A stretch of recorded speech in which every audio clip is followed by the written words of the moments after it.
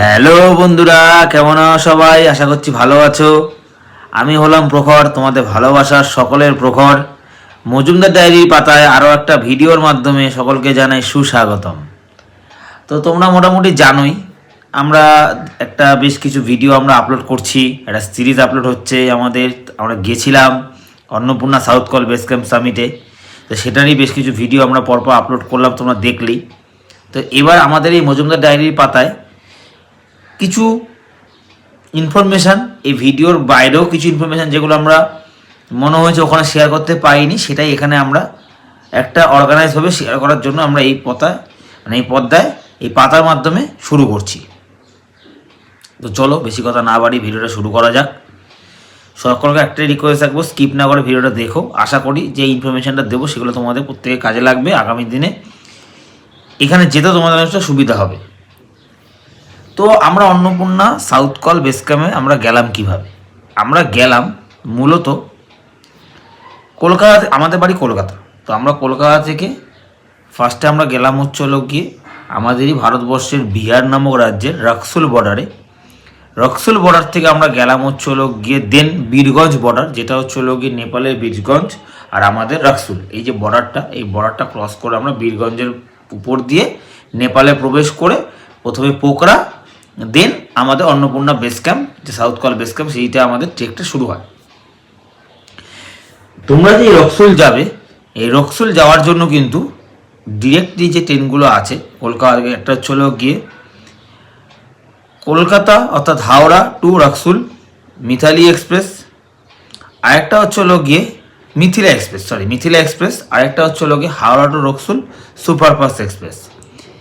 এছাড়াও কিন্তু হাওড়া টু রক্সুল যাওয়ার জন্য কলকাতা স্টেশন থেকে, অর্থাৎ কলকাতা স্টেশন থেকে আমাদের কলকাতার যে স্টেশন আছে সেখান থেকে জিকেপি একখানা সুপারফাস্ট এক্সপ্রেস ট্রেন ছাড়ে। তো এই ট্রেনগুলো করে তোমরা যেতে পারো। জিকেপি এক্সপ্রেসে করে গেলে তোমরা যেখানে নামবে সেখান থেকে তোমাদের রক্সুলে আসতে মোটামুটি আরও আধা ঘন্টা 40 মিনিট লেগেই যাবে।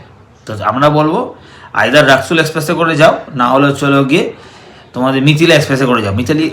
মিথিলা এক্সপ্রেসটা সেটা হচ্ছে 13021 আপ আর ডাউন টু 13022।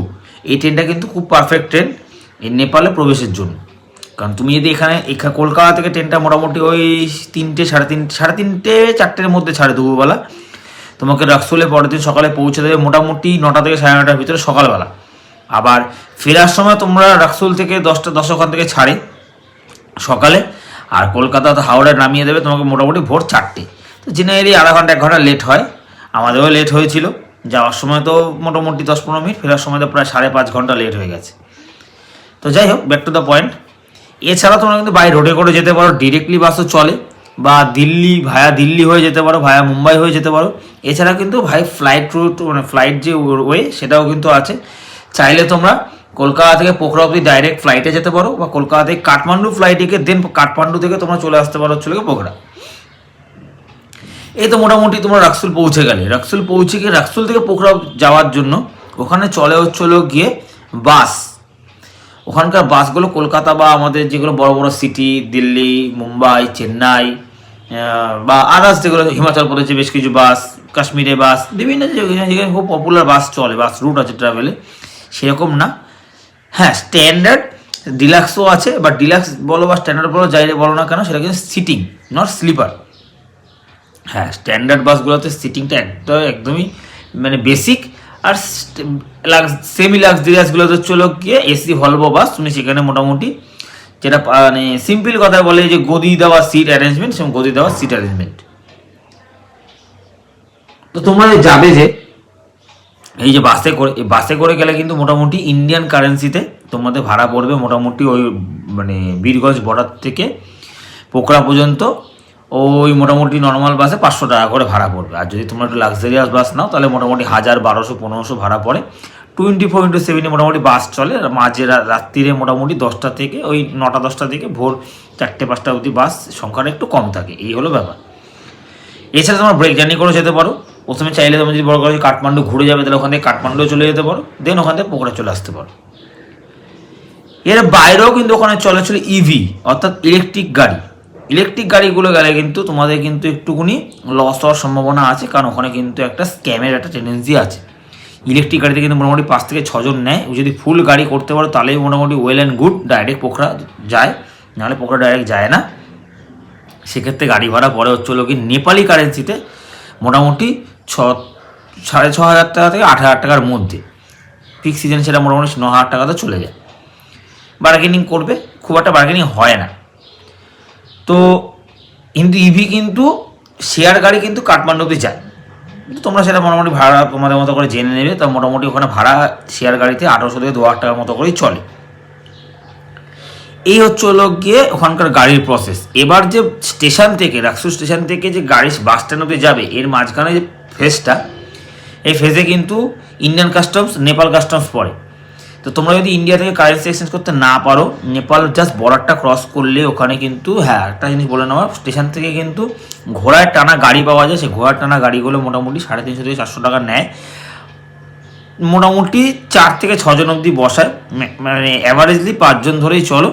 গাড়ি পিছু ভাড়া পড়ে হচ্ছে লোকে 400 টাকা মতো করে, 300 থেকে 400 টাকা মতো ভাড়া পড়ে। তোমাকে পৌঁছে দেবে হচ্ছে লোক গিয়ে একদম যেখানে বীরগঞ্জে পোখরা যাওয়া বা কাঠমান্ডু যাওয়া গাড়িগুলো পাওয়া যায় সেখানে। যদি এই ঘোড়া টানা গাড়ি করে না যাও, তাহলে তোমরা হচ্ছে লোক গিয়ে যে নেপালের যে বর্ডারটা বললাম, ইন্ডিয়ান বর্ডারটা ক্রস করে নেপালের যে বর্ডারটা ঠিক আগে নোম্যান্স ল্যান্ড পর্যন্ত স্টেশন থেকে ওই অবধি একটা টোটো করে আসতে পারো। আবার দেন ওইখান থেকে, অর্থাৎ ওই নোম্যান্স ল্যান্ড থেকে নেপাল বর্ডারের ভিতরে ঢুকে নেপালে যেখান থেকে গাড়িগুলো পাওয়া যায় সেই পর্যন্ত তোমরা যেতে পারো হচ্ছে টোটো করে। প্রতিটা টোটোতেই পাতা পিছু 20 থেকে 30 টাকা করে ভাড়া নেয়। সেটা স্টেশন থেকে ফার্স্ট যেখানে অবধি আসে সেখানে, নেক্সট যে টোটো সেটা দুটোতে 30 টাকা 60 টাকা করে ভাড়া নেয়। আর ঘোড়া টানা গাড়িতে মোটামুটি ওই ভাড়া পড়ে হচ্ছিলো গিয়ে 300-400 টাকা, মোটামুটি ধরো ডিভাইড করলে মাথা পিছু আসে হচ্ছিলো গিয়ে যেই টাকাটা আসে। কিন্তু সিজন বা একটু অফ সিজনে অফ টাইমেও মোটামুটি কিন্তু সেই ভাড়াটা প্রায় 100-150 টাকা করে মাথা পিছু চেয়ে বসে। কথা বলে নিয়ে নেগোসিয়েশন করা যায়, করে নিও। এরপরে কারেন্সি এক্সচেঞ্জ হচ্ছে নোম্যান্স ল্যান্ডের ঠিক আগে, ইন্ডিয়ান বর্ডারটা ক্রস করে ওখানে আছে হচ্ছে কারেন্সি এক্সচেঞ্জের কিছু স্টল, ওপেন স্টল। তোমরা ওখানে কারেন্সি এক্সচেঞ্জ করতে পারো। যদি কলকাতা থেকে বা দেশের অন্য প্রান্ত থেকে ব্যাংকের মাধ্যমে করতে না পারো, তো ওখান থেকে করতেই পারো। কিছু চার্জেস তোমার থেকে কাটবে, যা রেট চলবে সেই রেটটা তোমাকে আগে দেবে, দিয়ে দেন সেখান থেকে তাদের কিছু সার্ভিস চার্জ তারা কেটে নেবে। এরপরে নেপালের ভিতরে যখন প্রবেশ করলে, নেপালের ভিতরে প্রবেশ করলে তোমাদের কিন্তু নিতে হবে হচ্ছিলো সিম। ওখানে বেশ পারফেক্ট একটা কম্প্যাক্ট সিম হচ্ছিলো কি এনসেল। তাতে তুমি মোটামুটি কলিংও পাবে ফেসিলিটি, আনলিমিটেড নেটের সুবিধা পাবে।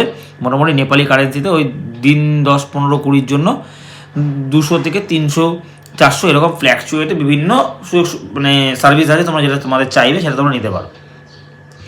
আরেকটা জিনিস কিন্তু নেপালের ভিতরে কিন্তু আমাদের ইন্ডিয়ার মতো কিন্তু ইনড্রাইভও চলে।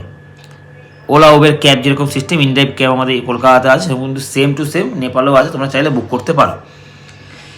এবার বক্তব্য চলো কি, তোমরা তো বীরগঞ্জে ঢুকে গিয়ে বাস ধরে তোমরা কাঠমান্ডু ওই পোখরা পৌঁছে গেলে, কাঠমান্ডু হয়ে পোখরা যেতে পারো, ডাইরেক্ট পোখরা পৌঁছে গেলে। কিন্তু পোখরা পৌঁছে যেখানে তোমরা নামবে সেখান থেকে কিন্তু পোখরার মেন বাজারে কিন্তু বাস যায় না। ওই বাসটা আইদার ওখান থেকে লোকাল বাস নিতে হবে তোমাকে, মাথায় পিছু ভাড়া পড়বে ওই নিয়ার অ্যাবাউট 15-20 টাকা করে। আর না হলে ছোটো 4x4 ওই অল্টো টাইপের গাড়িগুলো চলে, মারুতি সুজুকি গাড়িগুলো কিছু 2-1টা চলে, সেগুলোতে তোমাদের মোটামুটি, বা ব্যালিনো, সেগুলোতে ভাড়া পড়বে মোটামুটি একটা গাড়িতে ওই 300-400 টাকা মতো করেই নেয়। 4 জন মোটামুটি হয়, রোগা চেয়ারা হলে 5 জন হয়ে যায়, বাট মিনিমাম 4 জনই হয়। তো পৌঁছে গেলে ওখানে দিয়ে, এবার ওখানে তোমরা ওই পোখরার পৌঁছালে বাজারে, অর্থাৎ ফিওয়া লেক সারাউন্ডিং এরিয়াতে কিন্তু বহু থাকার জায়গা আছে, হোটেল তোমরা চাইলে বুক করতে পারো। কম দামি থেকে বেশি দামি বিভিন্ন হোটেলের ভাড়া ওখানে মোটামুটি পাওয়া যায়। এক রাত্রির ভাড়া অনুযায়ী একটা রুমে 3 জন করে থাকা যায়, 2 জন করেও থাকা যায়। 3 জন করে থাকা অনুযায়ী মোটামুটি রুমের ভাড়া মিনিমাম স্টার্ট হয় ধরো 1000-1200 টাকা থেকে শুরু হয়। সিজনে সেটা 1500-1800 টাকাও যায়, আপ টু মোটামুটি 4000, 4500, 5000 টাকা অবধিও যায় সিজনে। এটা অফ সিজনে বললাম আর কি। সিজনে সেটা কিন্তু মোটামুটি 6-7 হাজার টাকা তো কিন্তু চলে যায়। রুম পাওয়াটা খুব অ্যাভেলেবেল, কিন্তু তখন ডিফিকাল্ট হয়ে দাঁড়ায়। চেষ্টা করে ফিওয়া লেকের সামনেই থাকার, কারণ ওখানে কিন্তু বাজারটা অনেক জমজমাট, বেশ কিছু খাবারের দোকানও আছে, এছাড়াও বেশ কিছু কারেন্সি এক্সচেঞ্জের ব্যাপারও আছে। যদি ইনকেস কারেন্সি তোমরা এক্সচেঞ্জ করতে সাহস না পাও বর্ডারে, পোখরা বা তোমাদের কাঠমান্ডুকে করতে পারো। তো এরপরে কিন্তু ওখানে খাবারের দাম, একটা জিনিস মাথায় রাখবে, নেপালে কিন্তু খাবারের দাম অনেকটা এক্সপেন্সিভ কম্পেয়ার টু ইন্ডিয়া। এবার যদি তুমি বলো যে হ্যাঁ কম্পেয়ার টু ইন্ডিয়াতে করলে ঠিকঠাক, তাও বলবো ইন্ডিয়ার পাহাড়ি এলাকার তুলনায় কিন্তু নেপালের ওই পাহাড়ি এলাকাতে খাবারের দাম কিন্তু একটু বেশি। মানে মোটামুটি তোমরা পোখরা বা কাঠমান্ডুতে একটা মানুষের সারাদিনে খেতে মিনিমাম খাওয়া খরচা মিনিমাম যদি ধরা যায় তাতেও কিন্তু মোটামুটি 1500 টাকা তো মিনিমাম লাগবে, মিনিমাম। একটু ভালো বেশি খেতে গেলে কিন্তু সেটা 1800 থেকে 2000 টাকা চলে যেতে পারে একজনের, বললাম 3 বেলা খেতে, ইনক্লুডিং সন্ধ্যে স্ন্যাক্সও। তো এই হলো মোটামুটি খাবারের প্রাইস। এবার আমি এক এক করে যাব ওই ট্রেকে, তখন সেরকম খাবার সেটাও সেরকম, তখন ওখানকার খাবারের প্রাইস নিয়ে আলোচনা করব। এই ট্রেকে যেতে গেলে লাগে হচ্ছে লোকে পারমিটটাকে তোমরা ইন্ডিয়া থেকেও করে নিতে পারো, চাইলে ওখানে গিয়েও করতে পারো। দেখবে এসিএপি অফিস যেটা আছে কাঠমান্ডুতেও আছে, পোখরাতেও আছে, বাজারের মধ্যে তোমরা চাইলে করে নিতে পারো। ওখান থেকে তোমাদের করতে হবে। মোটামুটি যা যা প্রসেস আছে আর যা যা প্রাইস মানি সমস্ত কিছু মিলে মানে মোটামুটি একজন মানুষের, মানে আমাদের যে ভারত, বাংলাদেশ, নেপাল, ভুটান, এই সারাউন্ডিং কান্ট্রিতে একজন মানুষের মোটামুটি 3000 টাকা ধরে চলতে পারো, খরচা হতে পারে। আর যদি বাইরে ইউরোপ কান্ট্রি বা অন্যান্য কান্ট্রি হও, এশিয়ারই অন্য কান্ট্রি হও, ধরো চায়না, কোরিয়া, আফগানিস্তান, উজবেকিস্তান, বিভিন্ন দেশে, সেখানে মোটামুটি কস্টিংটা এসে দাঁড়াবে ওই আরও যাই অ্যামাউন্টটা বললাম 3000 টাকা মোটামুটি নেপালি কারেন্সি, সেটাই বেড়ে গিয়ে দাঁড়াবে হচ্ছে গিয়ে তখন তোমাদের হলো গিয়ে ওই 4-4.500 5,000 টাকা কারেন্সি। ভারত থেকে যদি করো 3000 টাকাটা কমে হয়তো ম্যাক্সিমাম 2000 টাকা কি 2500 টাকা আসবে ম্যাক্সিমাম, তার বেশি আসবে, কমবে না। এবার অন্নপূর্ণা বেস ক্যাম্প, আমরা কিন্তু এই যে অন্নপূর্ণা বেস ক্যাম্প, এটা কিন্তু পোখরা থেকে কিন্তু তোমরা চাইলে অন্নপূর্ণা বেস ক্যাম্পে যেখানে শুরু হয় ঝিনু, সেই ঝিনুয়ে তোমরা গাড়ি রিজার্ভ করে যেতে পারো, মানে শেয়ার গাড়ি করে যেতে পারো, বাসে করে যেতে পারো। রিজার্ভ গাড়িতে মোটামুটি 5 থেকে 6 জন নেয়, 7 জন নিয়ে নেয়, এসিটা গাড়ি হয়, 8 জন বসতে পারো কিন্তু, বাট খুব কনজেস্টেড হয়ে যাবে। একটা গাড়িতে মোটামুটি ভাড়া পড়ে 6,000 টাকা 5,000 টাকা এরকম একটা অ্যাভারেজ চলে। 4,000 টাকা অনেক সময় নেমে যায়, বার্গেনিং করবে কিন্তু খুব একটা বার্গেনিং হয় না। আর শেয়ার গাড়ি হলে 1800 থেকে 2000 টাকা 2200 টাকাও যায়, আর বাসে হলে মোটামুটি 400-500 টাকা করে ভাড়া পড়ে, সব কিছু নেপালি কারেন্সি বলছি। এই যে ঝিনুতে আমরা পৌঁছে গেলাম, অন্নপূর্ণা বেস ক্যাম্প ট্রেক কিন্তু এখান থেকে শুরু হবে। এখান থেকে কিন্তু তোমরা চাইলে পুনেলো ট্রেক করতে পারো, আবার Annapurna south col base camp সামিটের যে আমরা করেছিলাম সেই ট্রেকটা করতে পারো। মোটামুটি ট্রেকটা করার জন্য তোমাদের 7 থেকে 8 দিন সাফিসিয়েন্ট, তার মধ্যে হয়ে যায় আপ অ্যান্ড ডাউন মিলে। এবারে এখান থেকে আস্তে আস্তে কিন্তু খাবারের প্রাইস আরও হাইক হতে থাকবে। ঝিনুতে মোটামুটি কিন্তু খাবারের দাম বা থাকার খরচা মোটামুটি, ঝিনু বলো এই রুটটা ঝিনু থেকে শুরু হয়, ঝিনু পড়ে প্রচুর নাম না জানা গ্রাম পড়ে, ছোটো ছোটো গ্রাম, বাট বেশ কিছু পপুলার গ্রাম হচ্ছে লোকে ঝিনু, চোমরং, সিনুয়ার মধ্যে লোয়ার সিনুয়া, আপার সিনুয়া পড়ে।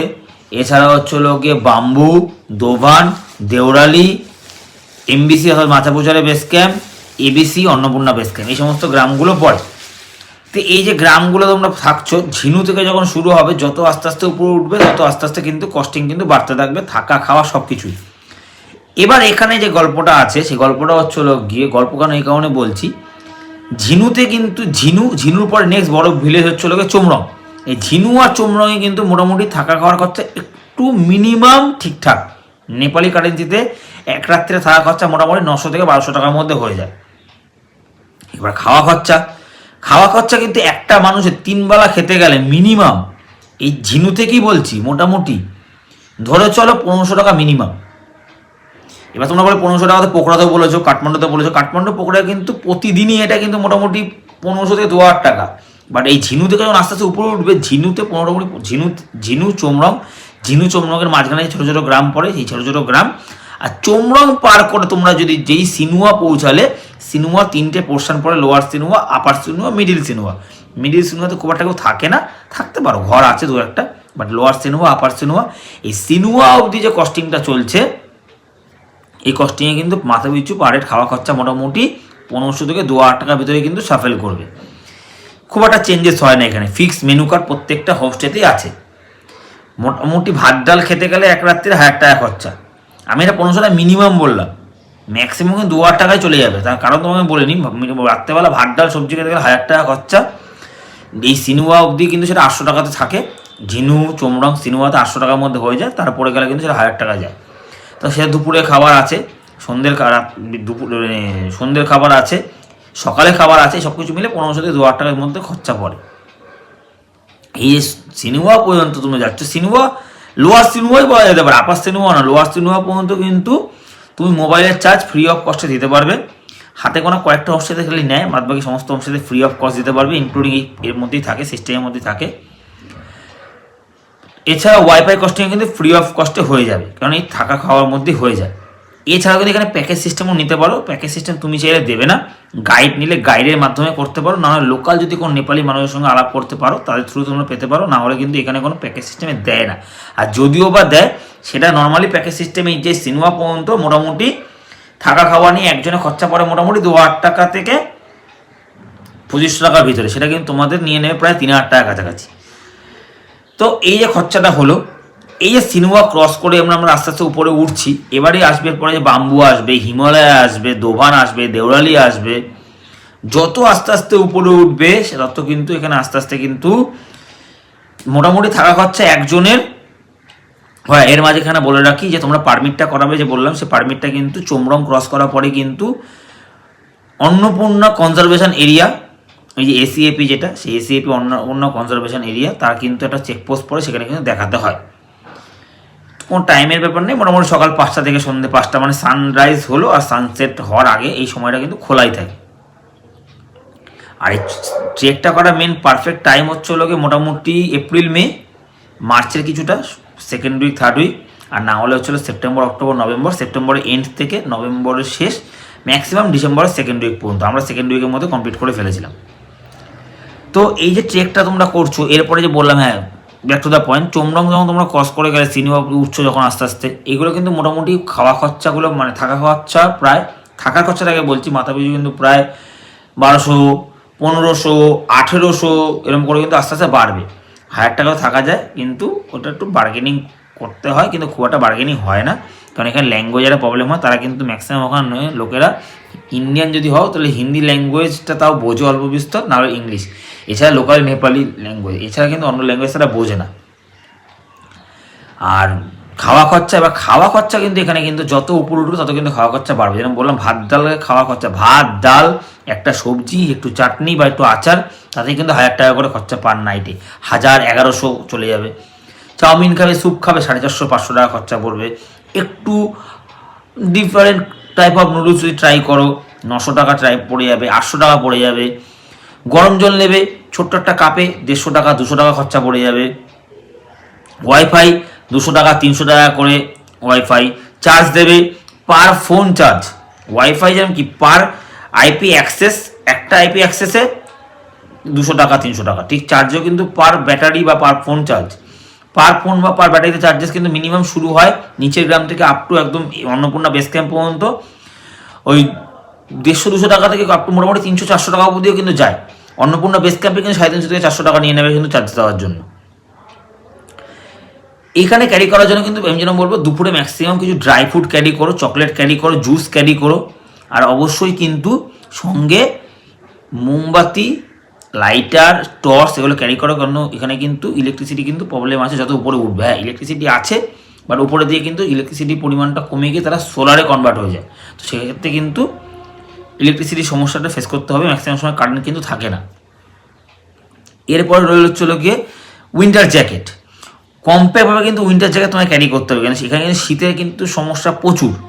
তুমি যত উপরে উঠবে শীতের সমস্যা তত বাড়তে থাকবে, শীত বাড়বে, জ্যাকেট তত ক্যারি করতে হবে, ভারী ভারী জ্যাকেট ক্যারি করতে হবে। চেষ্টা করবে একটাই সিঙ্গেল ব্যাগ ক্যারি করা। আমার যদি ব্যক্তিগত অভিজ্ঞতা নাও, আমি কিন্তু 2খানা ব্যাগ ক্যারি করেছিলাম খাবারের জন্য, ড্রাই ফ্রুট। সামনের ব্যাগটা ক্যারি করার পরে কিন্তু একটু ডিফিকাল্টি ফেস করতে হয়েছে।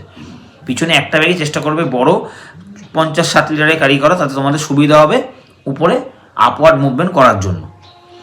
থাকার তো তোমাকে বললাম আমি, Bamboo, Deurali, Dovan, Annapurna base camp, Machapuchare base camp, এগুলো থাকতে পারো। চেষ্টা করবে যাওয়ার সময় 4 দিন নেওয়া, 4টে স্টে করা। আমরা যেরকম করেছিলাম, ঝিনু স্টে করেছিলাম, চোমরং স্টে করেছিলাম, বাম্বু স্টে করেছিলাম, দেওরালি স্টে করেছিলাম। এরকমভাবে তোমরা সাজিয়ে নিও। ফেরাটা আমরা করেছিলাম হচ্ছে 2টো স্টে, দোভান আর হচ্ছিল গিয়ে তোমাদের চোমরং। তো চেষ্টা করবে ফেরাটা 3টে স্টে করা, অ্যাটলিস্ট আমরা 7 দিনের যে করেছিলাম সেটা তোমরা চেষ্টা করবে 8 দিনে করা, 1 দিন বাড়িয়ে নেওয়া, তাতে তোমাদের হেডটিকটা কম হবে, পায়ে প্রেশার কম পড়বে, শারীরিক অসুস্থতার সম্মুখীন তোমরা কম হবে। আরেকটা জিনিস, অন্নপূর্ণা বেস ক্যাম্প আর মাচাপুচারে বেস ক্যাম্প, এই যে এই সমস্ত এরিয়াগুলোতে কিন্তু চেষ্টা করবো oxygen cylinder, mini portable oxygen cylinder carry করা। এখানে কিন্তু অক্সিজেনের সমস্যার সম্মুখীন হতে পারো। আর তা না হলে ছোটো ছোটো কর্পূর পাওয়া যায়, কর্পূর নিয়ে যেও, তাহলে তোমাদের অনেকটা বেটার ফিল করবে। এর বাইরেও কিন্তু এক্সট্রা ব্ল্যাঙ্কেট নিলে এক্সট্রা চার্জেস, এক্সট্রা ব্ল্যাঙ্কেটে যেটুকু আমি জিজ্ঞাসা করেছিলাম তাতে মোটামুটি কিন্তু প্রায় 300 টাকা করে খরচা আছে, প্রায় 250-300, একটু বার্গেনিং করা যায়, 200 টাকার মধ্যে হয়ে যায়, কিন্তু খুব একটা তারা বার্গেনিংয়ে করতে মানে কী বলবো অ্যাক্সেস নয়, তারা বার্গেনিং করেও না, তোমাকে করতেও দেবে না, তারা তাদের জায়গা ফিক্সড হয়ে থাকে। এবং এর বাইরে তোমরা যদি মনে করো এখানে ননভেজ খাবে, ম্যাক্সিমাম চোমরং পর্যন্ত, ম্যাক্সিমাম খুব যদি ক্লোজ গাইড হয়, গাইড কিন্তু ম্যাক্সিমাম সেটা সিনেমা পর্যন্ত নিয়ে যেতে পারে, তা লোয়ার সিনেমা, আপার সিনেমাও না, তারপরে কিন্তু টোটালি স্টপ, এরপরে আর পাবে না। তো এইটা মোটামুটি একটা সিরিয়াল তোমাদের বলে দিলাম। এই ছকে যদি তোমরা চলতে পারো, যাওয়ার সময় 4 দিন টাইম নেবে ট্রেক করার জন্য, নামার সময় 3 দিন, 3 দিন নেবে ট্রেক করার জন্য, 4 দিন 7 দিন, অর্থাৎ 7 নাইট 8 ডেজে যদি তোমরা করতে পারো তাহলে মোটামুটি শরীরে কোনো সমস্যার সম্মুখীন তোমরা হবে না। আর এখানে জল যেটা ইন বিটুইন কিন্তু প্রচুর হোটেল পাবে বাথরুম পায়খানা করার জন্য, বিভিন্ন হোটেলে তোমার করতে দেবে, অসুবিধা নেই, বাইরেই বাথরুম পায়খানাগুলো থাকে, বেশ কিছু খাবারের দোকানও পাবে। জল কিন্তু ক্যারি করে, এখানে কিন্তু জলে খুব প্রয়োজনীয়তা পড়বে, চেক করতে গেলে হাঁটা তোমরা জানোই, বাট এখানে হ্যাঁ এখানে জল কিন্তু ওই ঝর্নার জলে রিফিল হয়ে তোমাদের কাছে আসবে, সে হোটেল থেকে নাও কি রাস্তা নর্মাল কল থেকে নাও কি রাস্তা নর্মাল ঝর্না থেকে ভরো, অর্থাৎ ওয়াটার ফলস থেকে ভরো না কেন, সেক্ষেত্রে ক্যারি করবে। আমরা যখন শ্বাসকষ্টের জন্য ডাইমক্স নিয়ে গেছিলাম লাগেনি, আর জলের জন্য নিয়ে গেছিলাম হচ্ছিল কি পিউরিফাই করার জন্য জিওলিন ওষুধ, তোমরা চাইলে এগুলো ক্যারি করতে পারো। আমি বলবো জলের জিওলিনটা অবশ্যই মিশিয়ে খেও, নাহলে কিন্তু স্টমাকের প্রবলেম অর্থাৎ পেটের প্রবলেম কিন্তু হবে। আর খাওয়া দাওয়া কিন্তু চেষ্টা করো সকালের একটা মিনিমাম একটা বেসিক ব্রেকফাস্ট করার, আর রাতে একটা হেভি ডিনার করার, মিডিলের লাস্টে একটু সেমি হেভি যেটাকে বলে বা একদম স্ট্যান্ডার্ড চেষ্টা করো ড্রাই ফ্রুট খাওয়ার, কারণ নাহলে কিন্তু শারীরিক সমস্যা হবে, হাঁটতে গেলে বমি পাবে, সমস্যা হবে। আর এরপরে আরেকটা যে জিনিসগুলো সেগুলো হচ্ছে গিয়ে শারীরিক চেক আপ। তোমাদের কিন্তু ঝিনু থেকে চোমরং যে যাওয়ার আগে ঝিনু সাসপেনশন ব্রিজ পড়ে, সাসপেনশন ব্রিজ ক্রস করবে, ক্রস করলে শুরু হবে হচ্ছিল গিয়ে আপওয়ার্ড সিঁড়ি, ওঠার সময় সিঁড়ি ভেঙে ওঠো, নামার সময় কিন্তু খুব খাড়াই সিঁড়ি দেখে দেখে নামতে হবে, পায়ে একটা সমস্যা তৈরি করবে। গিয়ে চোমরং তো পৌঁছে গেলে, চোমরং পৌঁছানোর পরে আবার ডাউন হিল, আবার সিঁড়ি দিয়ে নামতে হবে, ফেরার সময় সেটাকেই তোমাদের আবার উপরে উঠে আসতে হবে।